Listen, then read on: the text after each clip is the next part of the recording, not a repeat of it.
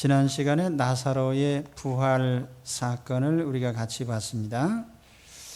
이제 오늘 말씀 그 결과로 나타난 반응에 대해서 기록하고 있습니다.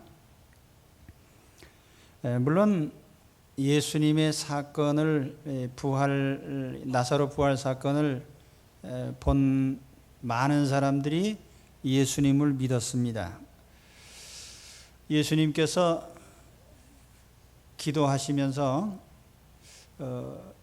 이 일을 통해서 여기에 있는 사람들이 예수님을 믿게 해달라고 기도를 했고, 그 결과로 이 나사로 부활을 목격한 사람들이 예수님을 믿었습니다. 우리가 정상적으로 생각한다면 자기 손으로 장사 지내고 시신을 다 묶고 무덤에 넣고 봉했던 사람들이 자기 손으로 무덤 문을 굴리고 거기 죽어있던 나사로가 일어난 그 시신을 풀어줬으니까 이제 뭐 부인할 수 없는 사실 앞에 그들은 예수님을 믿을 수밖에 없었습니다. 그러나 오늘 말씀에는 그럼에도 불구하고 믿지 않는 사람들의 얘기를 기록하고 있습니다. 그래서 이 45절에서 57절까지의 얘기는 이 믿은 사람들의 얘기보다는 그 믿지 않은 사람들의 얘기를 길게 기록하고 있어요. 그리고 또 이와 같은 사람들을 통해서 하나님은 계속적으로 어떻게 섭리하시는지를 또 보여주고 있습니다.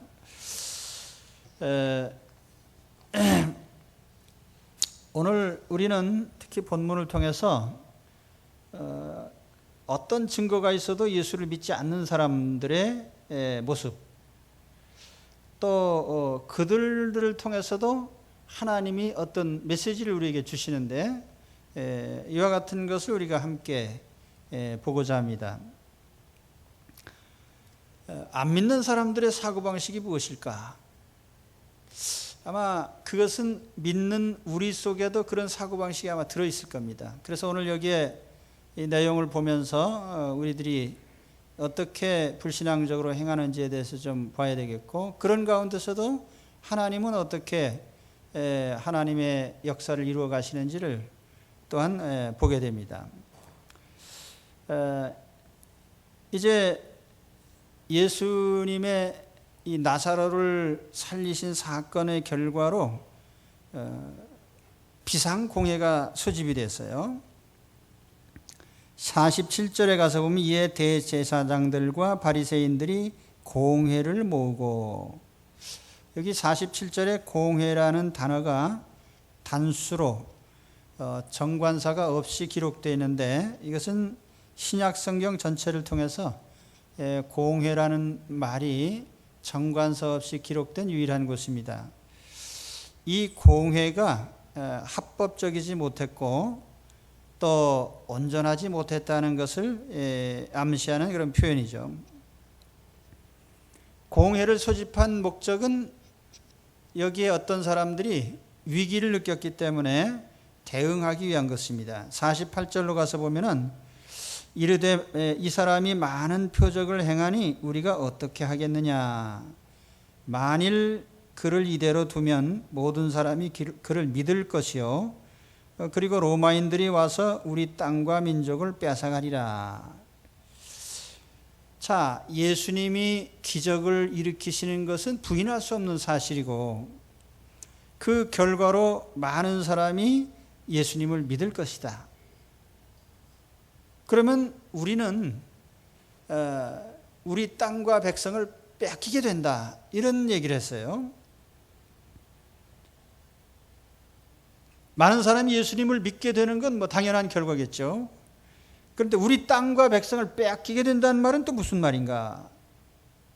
우리 땅, 우리 백성, 그러니까 상당히 애국적인 언사로 이렇게 비춰지는데 사실은 그런 취지로 한 말은 아니에요. 여기 우리 땅이라고 한 이 단어가 토포스라는 말인데 영어로 번역할 땐 그냥 플레이스라고 번역을 합니다. 어느 특정한 장소를 가리키는 거예요. 그것이 뭐 에레츠와 같이 그 이스라엘 땅 전체를 가리키는 표현이 아니고 특정한 장소, 여기서는 특히 예루살렘 성전을 가리키는 것입니다. 그래서 현대인의 성경이나 NIV 성경에 보면은 성전이란 말로 번역을 했고, 또 공동 번역이나 NIV 성경에 보면 거룩한 곳이라는 표현으로 번역을 했어요. 그러니까 여기 이 사람들이 우리 땅 뺏긴다라고 했을 때 그 땅이라는 것은 그들이 관할하던 이권이 있는 지역을 가리키는 말이에요.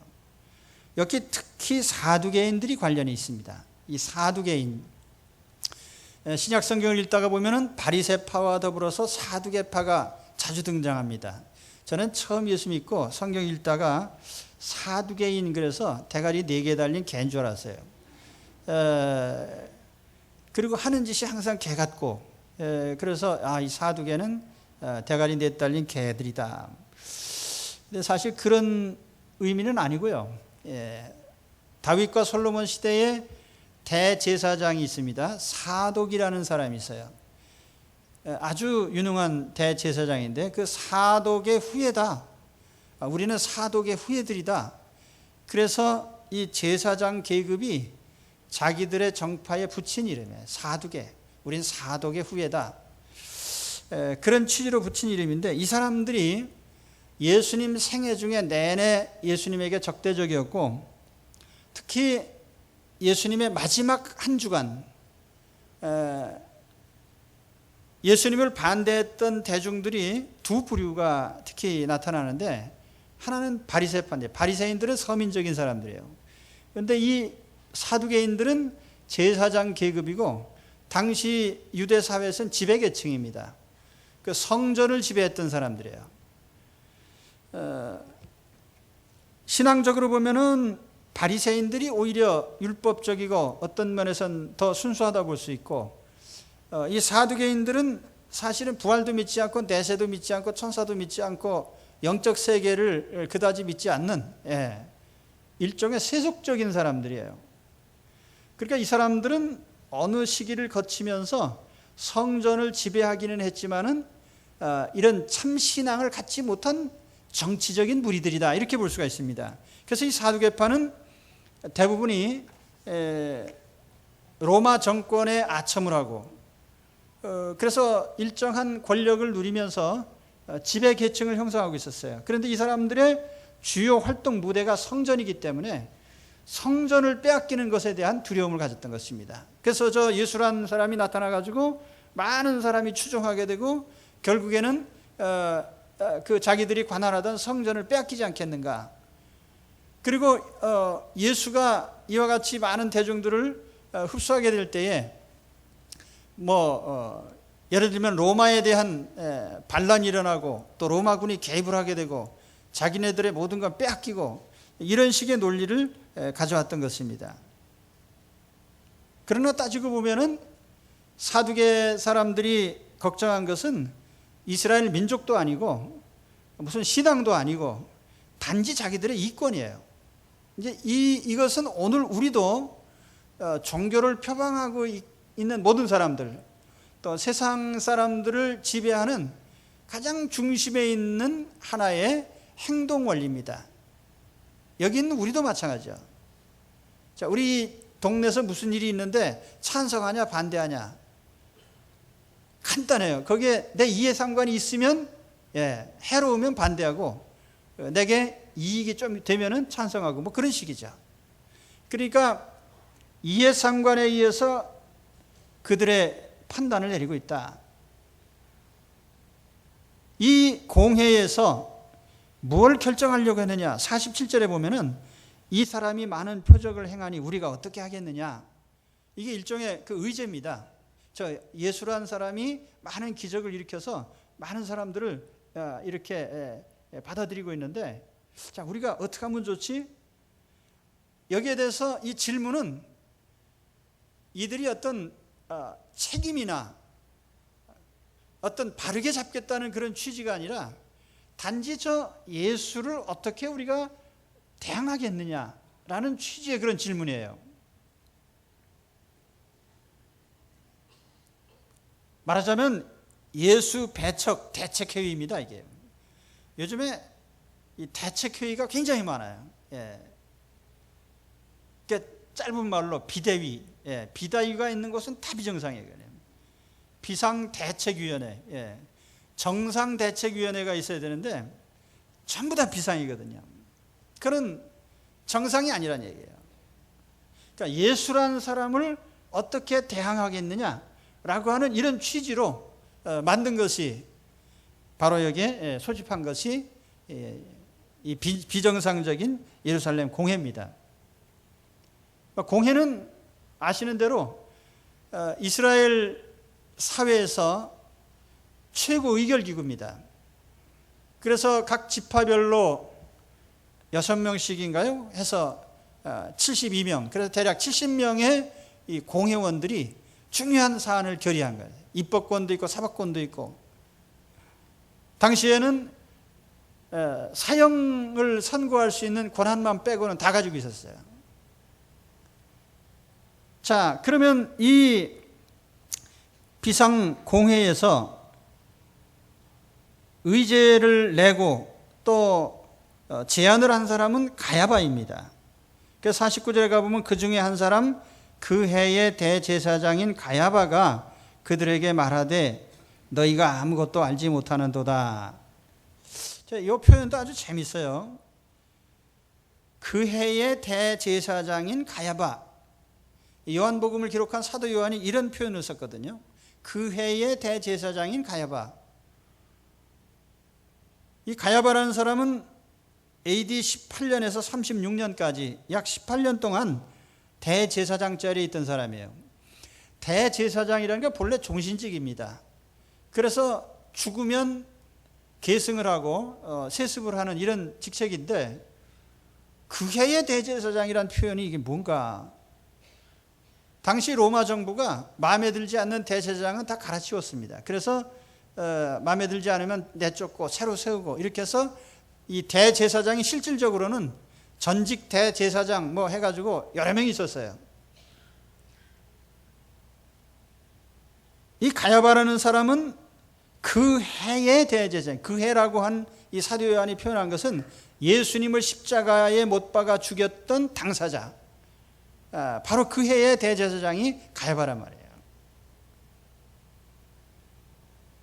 근데 가야바의 성향을 오늘 그의 첫 번째 발언에서부터 엿볼 수가 있어요. 그가 첫 마디가 뭡니까? 첫 마디가 뭐예요? 49절에 보면은 그들에게 말하되 너희가 갯불도 알지 못하는도다. 성경 갯불이라고는 안 돼 있지만,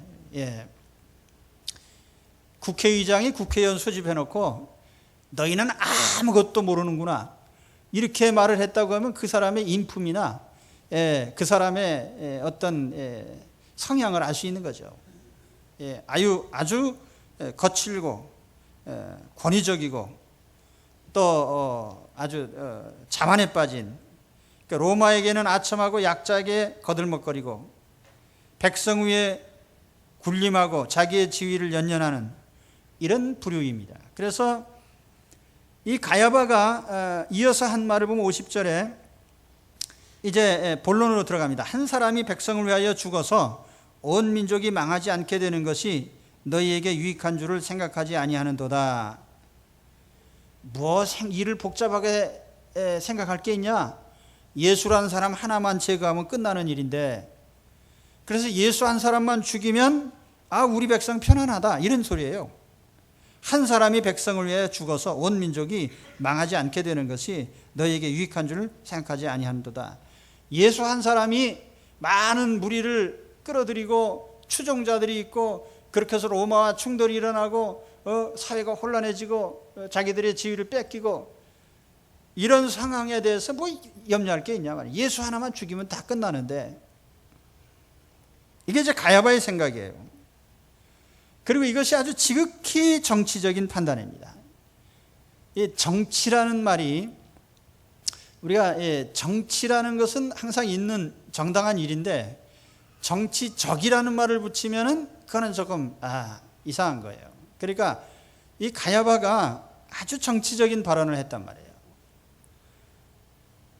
자, 이 가야바의 발언을 보면은 첫째로 그는 예수가 누구인가에 대해서 일체 묻지 않고 있어요. 이게 가장 중요한 의제거든, 사실은. 자, 많은 사람이 예수를 따르고 있다. 그러면 예수라는 사람 누구냐? 옳으냐 그르냐는 적어도 따져야 될 것이고, 그 예수가 유대인들의 관심사처럼 정말 메시아인지 아닌지 알아봐야 될 거 아닙니까? 많은 사람이 예수님이 당신이 메시아요 아니요 묻고 있는데, 적어도 공회가 모였다고 하면은 예수란 사람이 정말 메시아인지 아닌지, 정말 옳은 일을 했는지 그런 일을 했는지, 예수가 행한 이적이 진실인지 거짓인지, 어떤 예수 자신에 대한 어떤 판단을 내려야 되는데 거기에 대해서 일체 묻지 않고 있어요. 그냥 제거하면 끝난다, 이런 식입니다. 이게 정치적이라는 거예요. 우리가 세상 정치를 보면은 그런 것이 많습니다. 예수님께서 여기 100마리 양 중에 한 마리가 길을 잃었으면 99마리를 정상적인 걸 놔두고 가서 하나를 건지기 위해서 목숨을 겁니다. 그런데 세상 정치라는 것은 어떠냐면은 99명이 좋아하면 옳은 일이든 그르든 일이든 일단 그렇게 하는 것이 정치라는 거예요. 이게 정치적이라는 것입니다. 그러니까 어떤 사안이 결정되는 걸 보면 거의 99.9% 이해상관에 의해서 결정이 되지, 실제로 그것이 바르냐 그르냐 윤리적이냐 비윤리적이냐 이런 건 따지지 않단 말이에요. 이게 정치적이라는 거예요.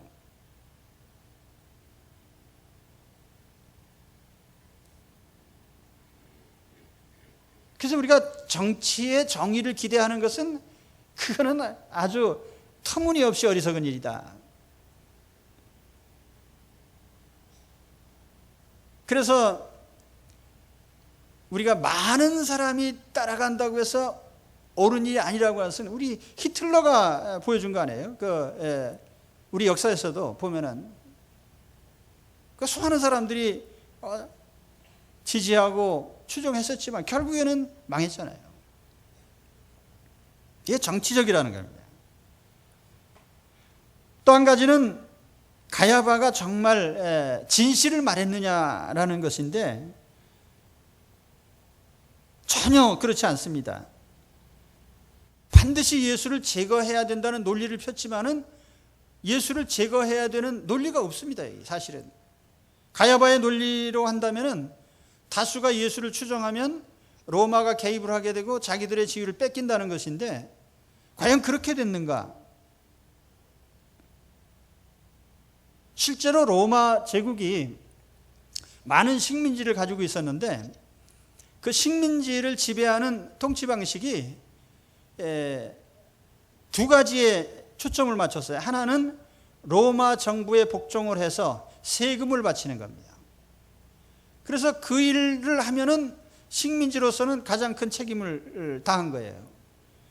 또 한 가지는 치안 유지입니다. 치안이 유지 안 되면은 그 사회를 계속 지배할 수 없기 때문에, 그래서 치안이 유지 안 될 때에는 군대를 동원했어요. 그러니까 이 팔레스틴 지역에 예수님 당시에 보면 가이사라라고 하는 곳에 군대를 주둔시키고 종교적인 사안에 대해서 일체 개입 안 해요. 그러니까 빌라도가 예수님 재판할 때에 물어본 겁니다. 그게 무슨 문제냐? 신문을 해보니까 종교적인 문제예요. 너희의 종교 문제면 내가 다루지 않겠다고 했거든요. 이게 로마 정부의 기본적인 입장이 그래요. 그렇기 때문에 여기 가야바가 로마가 개입해서 빼앗긴다고 하는 것은 그거는 그의 주장일 뿐이고 실제로 그렇지 않았어요. 또 한 가지는 예수만 죽이면 추종자가 없어진다는 것인데, 이것도 그릇된 논리입니다. 실제로 보면은 예수님이 십자가에서 죽으신 후부터 기독교가 본격적으로 온 세상을 정복하기 시작했거든요. 그리고 로마가 200년 동안 기독교를 탄압한 결과는 로마 제국이 기독교화되는 것으로 끝났어요. 그래서 예수님 죽인 것으로 끝난 것이 아니고 그 로마가 오히려 예수님에 의해서 정복당했어요. 우리나라에 복음이 들어올 때에도 예수 믿는 것 때문에 많은 사람들이 목배임을 당했지만은 결과적으로 우리 땅이 지구상에서 어떤 지역보다도 철저한 복음에 많은 사람들이 복음 안에 들어오게 된 계기가 됐습니다.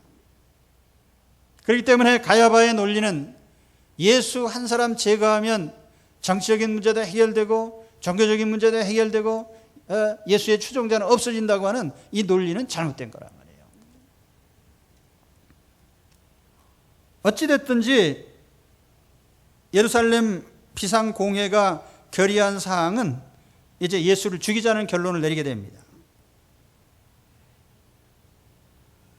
저는 이와 같은 상황을 보면서 오늘날 이 세상이 기독교를 대하는 자세도 변한 게 하나도 없다고 봅니다. 지금도 종교의 자유를 표방하면서 기독교의 표적을 맞추고 반대하는 무리들이 굉장히 많아요. 그래서 외형상 보면 종교 자유 추구인데 이면을 보면은 안티 기독교 크리스찬입니다. 예수 그리스도를 반대하는. 그래서 이런 사람들이 집요하게, 그래서 어떤 사람이 기독교 신자일 경우에 다른 종교에 대해서는 별로 타치 안 합니다. 기독교 신자일 경우에는 집요하게 물그러지죠.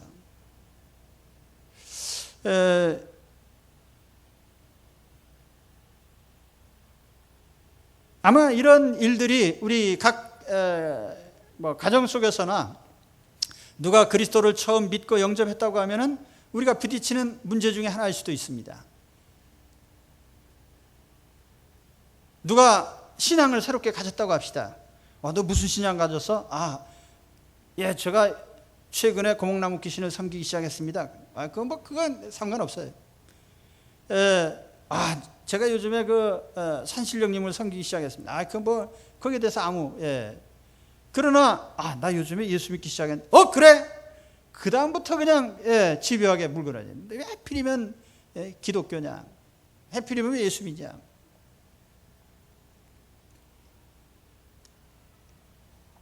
분명한 것은 예수를 제거하면 모든 일이 해결된다는 이 가야바의 판단은 잘못됐다는 거죠. 그리고 그로 말미암아서 어떤 결과가 나타나는지는 그 이후에 역사가 입증하고 있어요. 자, 그러면 다음으로 가서 봅니다. 51절 52절에 가야바의 발언이 상당히 무식한 정치꾼의 말에 불과했을지라도 그의 한 말이 대단한 예언이 되었습니다. 바로 이 점에 대해서 사도 요한이 또 해석을 붙이고 있는데 그것이 51절과 52절의 말씀이에요. 이 말은 스스로 함이 아니요. 이 말은 스스로 함이 아니요라는 것은 가야바의 발언이 자기가 자기 입으로 말은 했어도 그의 의도대로 한 말은 아니라는 거예요. 하나님이 그의 입을 통해서 하나님의 메시지를 전했다는 것입니다. 그의 신분이 대제사장이거든요. 그래서 이 제사장이 하나님 말씀을 가르치는 자인데 하나님께서 그의 입을 통해서 하나님의 메시지를 전한 겁니다. 그래서 그 내용은 그 해의 대제사장이므로 예수께서 그 민족을 위하시고 또 그 민족만 위할 뿐 아니라 흩어진 하나님의 자녀를 모아 하나가 되게 하기 위하여 죽으실 것을 미리 말함이라라. 가야바가 대제사장이라는 신분이기 때문에 어떤 예언을 했다는 거예요. 어떤 예언이냐면 예수님이 그 민족을 위하시고 또 그 민족만 위할 뿐 아니라 흩어진 하나님의 자녀들을 모아 하나가 되게 하기 위하여 죽으실 것. 다시 말하면 가야바는 정치적인 목적에서 예수를 제거하면 딴 사람이 살아난다고 했는데 그것이 아니라 영적인 면에서 살펴보면 예수님 한 분이 죽으심으로써 전 인류의 죄가 다 구속이 되고 또 속죄가 돼서 예수 그리스도를 믿는 사람들이 다 구원받게 되는 오히려 살아나는 계기가 됐다는 거죠. 이런 점을 요한은 얘기를 하고 있는 겁니다. 여기에 중요한 포인트가 두 가지가 있는데 첫째는 예수가 죽으면 다른 사람이 산다는 이 가야바의 논리인데 가야바는 예수님이 죽으면 자기네들이 로마 사람들, 로마 군대로부터 살아난다라는 취지로 얘기를 했어요. 그런데 사실 영적으로 보면은 예수님이 십자가에서 죽으심으로 모든 죄인들이 살아나는, 영적으로 살아나는 계기가 됐어요. 하나님 자녀가 되는 계기가 됐습니다. 또 두 번째는 예수님의 죽음으로 살아나는 그 대상에 대해서 50절에 보면은 가야바는 예수가 죽으면 백성과 민족이 산다 그 말을 써요. 이 백성이라는 말이 헬라어로 라오스라는 표현이고 민족이라는 말은 에트노스라는 말입니다. 그 영어에도 에트닉이라는 단어가 있잖아요. 종족이라는 그런 의미인데 여기 가야바는 유대인을 가리켜서 라오스 에트노스라는 말을 다 쓰고 있습니다. 그런데 사도 요한은 이 라오스라는 표현은 빼고 에트노스라는 이 표현으로서 모든 종족을 가리키는 말로 해석을 하고 있습니다. 지구상에 사는 모든 종족, 이 사람들이 예수님 때문에 살아난다는 거예요. 그러니까 살아나는 대상이 유대인이 아니고 유대인만이 아니고 사실은 전 인류라 그런 뜻이에요. 그래서 한 사람이 죽으면 모든 백성들이 살아난다 이렇게 표현을 한 것입니다.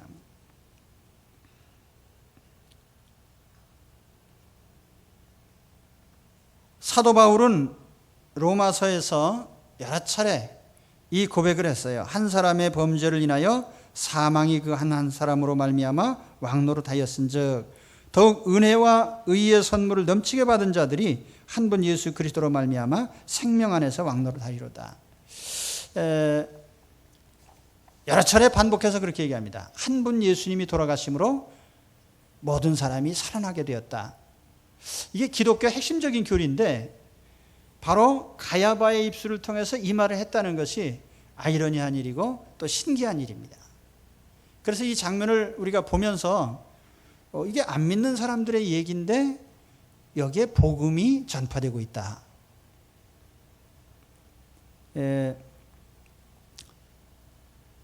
썩 재밌는 얘기는 아니죠. 그러나 내용적으로 보면은 이 사도 요한이 요한복음을 기록하면서 상당히 아주 다양한 기법으로 오묘한 복음 전파의 면면들을 기록하고 있는 것입니다. 그래서 사실은 이 안 믿는 불신자들, 죽은 사람이 살아났어도 안 믿는 자들의 입을 통해서 오히려 복음의 내용을 전하게 하는 그런 신기한 모습을 볼 수 있는 거예요. 그래서 아까 제가 말씀에 안 믿는 사람들을 통해서도 하나님은 섭리하신다고 하는 그 말씀이에요. 자, 그러면 이제 공회가 모여서 결의하기를 이제는 예수님은 제거해야 된다. 그리고 누구든지 예수를 보는 자는 신고해라. 그래서 이제 체포령이 내려졌습니다. 그래서 53절에 보시면 이날부터는 그들이 예수를 죽이려고 모의하니라. 여기 이날부터는이라는 이 표현도 앞서서 예수님이 여러 차례 돌에 맞아 죽을 뻔한 적이 있습니다. 그러나 그때는 우발적으로 사람들이 돌로 치려고 한 것인데 이날부터는 공식적으로 이제 예루살렘 유대 사회가 대의기관을 통해서 공식적으로 예수님을 죽이기로 결정을 했단 말이에요. 그래서 이때부터는 예수 체포가 공식적인 이제 지령이 되는 것입니다. 예수를 잡아라. 보는 자는 신고해라. 이렇게 된 거예요. 자, 예수님이 그래서 이 기간 동안에 에브라임이라는 곳에 가서 머물러 계셨다. 이렇게 오늘 말씀하죠. 이 예루살렘에서 대략 한 20km 넘게 떨어진 곳에 있는 지역인데 예수님이 피하신 것은 죽음이 두려워서가 아니라 하나님의 때를 기다리기 위한 것입니다. 자, 그런데 이제 이 6월절에 유대인들이 아주 재미난 질문을 하고 있어요. 55절에 가서 보면은 유대인의 6월절이 가까움에 많은 사람이 자기를 성결하기 위하여 6월절 전에 시골에서 예루살렘으로 올라갔더니 그들이 예수를 찾으며 성전에 서서 서로 말하되 너희 생각에는 어떠하냐? 그가 명절에 오지 아니하겠느냐? 이는 대제사장들과 바리새인들이 누구든지 예수 있는 곳을 알거든 신고하여 잡게 하라 명령하였습니다. 이제 6월절에 예루살렘에 올라오는 사람들이 가지고 있는 궁금증이 뭐냐면 저 예수라는 사람이 과연 6월절에 예루살렘에 나타나겠느냐? 이 의제를 가지고 또 서로 의논을 하는 겁니다. 야, 나타난다, 안 나타난다. 자, 이 부분도 굉장히 의미 있는 장면이에요. 예수님이 6월절에 예루살렘에 나타날 거냐? 이게 어떤 의미가 있는 사건입니까? 다른 복음서와 달리 사도 요한은 예수님이 예루살렘에 6월절에 올라가셨던 것을 빠짐없이 기록하고 있습니다. 예수님과 6월절에 대해서 연관을 짓고 있는 거죠. 그 6월절이라는 게 뭐냐? 구약시대 여러분 아시는 대로 이스라엘이 출애굽을 하게 된 계기가 6월절입니다. 이스라엘 민족이 애굽에서 노예 생활하고 있을 때 모세를 보내셔서 구출을 하시려고 했어요. 그런데 파라오가 놔주질 않습니다. 그러니까 하나님께서 재앙을 하나하나 내려요. 10가지 재앙을 내립니다. 물이 피가 되게 하고, 또는 개구리떼가 나오고, 이가 발생하고, 온역이 생기고, 독종이 생기고, 우박이 내려지고, 메뚜기 재앙이 내려지고, 흑암의 심판이 내려지고. 그래서 매번 이 심판이 내려질 때마다 파라오가 약간 고치는 듯 하다가 돌아가고 합니다. 마지막으로 결정타를 날린 것이 10번째 재앙이에요. 그때에 하나님께서 애굽에 있는 모든 장자들, 짐승이나 사람이나 막론하고 첫 번째 출생한 건 다 죽였습니다. 엄청난 죽음의 심판이 임한 거죠. 파라오의 장자까지 다 죽었어요. 그래서 파라오가 드디어는 두 손 들고 이스라엘 민족을 놔준 겁니다.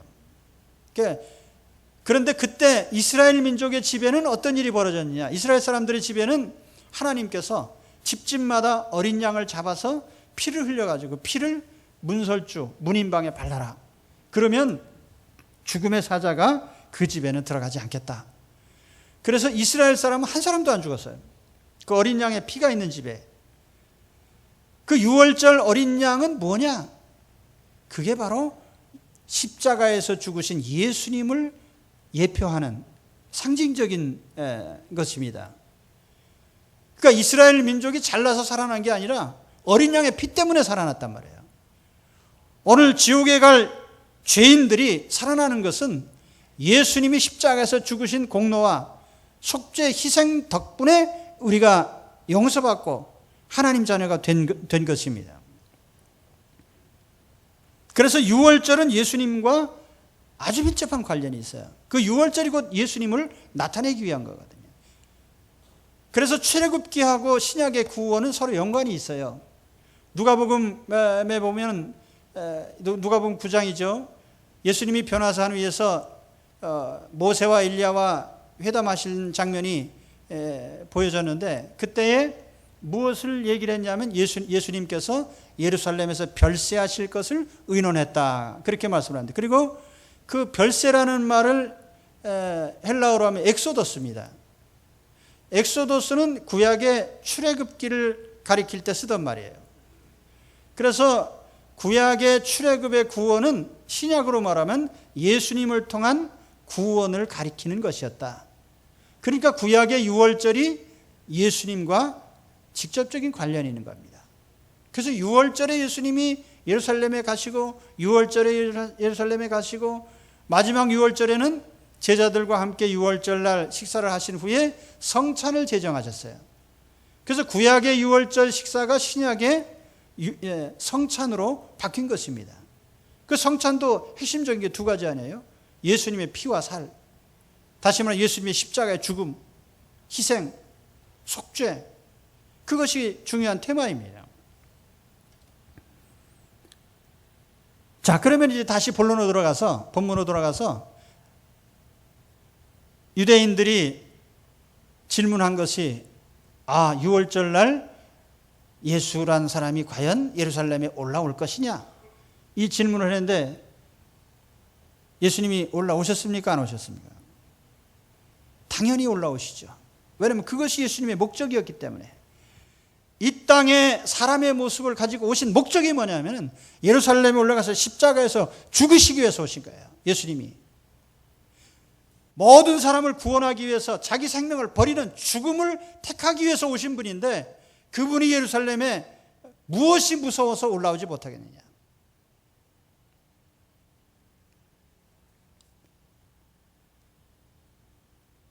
실상 여기에 사도 요한이 말하려고 하는 아주 중요한 의미가 담겨 있는 겁니다. 구약의 유월절이 뭐냐? 예수님 나타내는 절기인데 유월절에 예수님이 왜 안 오시냐 말이에요. 그리고 예수님이 죽으러 오신 분이, 유월절 양으로 희생하러 오신 분이 죽음이 무서워서 안 오시겠느냐? 예수님은 예루살렘으로 올라오셨습니다. 그리고 십자가에 죽으셨습니다.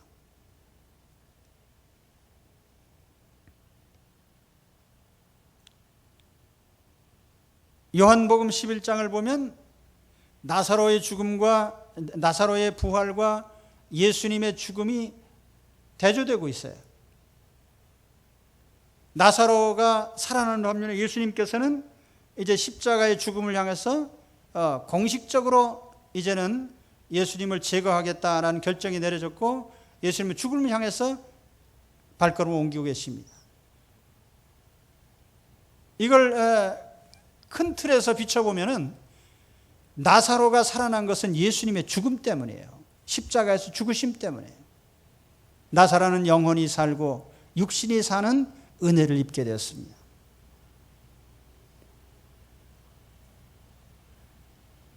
그러므로 오늘 예수님을 배척한 사람들이 예수님을 제거하려고 하는 순전히 정치적이고 인간적 차원에서 결정을 내렸지만 하나님께서는 신령적 차원에서 하나님의 뜻을 그 악한 자들의 손을 통해서 이루신 겁니다.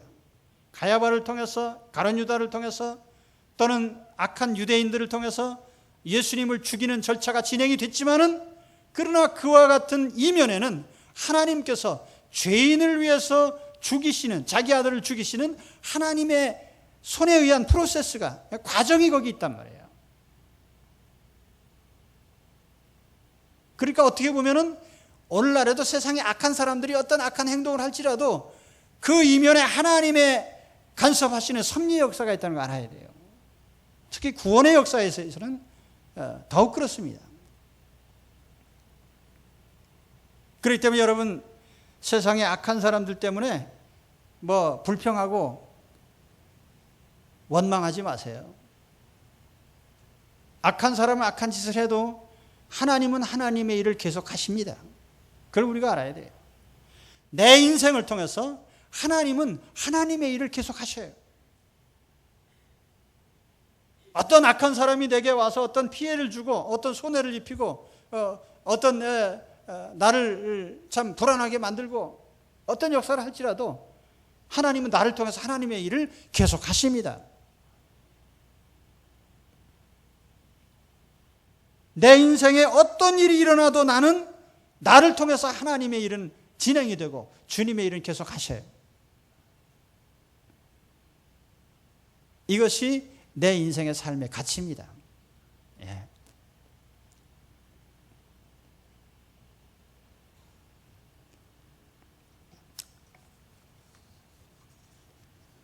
이제 큰 재미는 없지만 말씀을 마치겠습니다.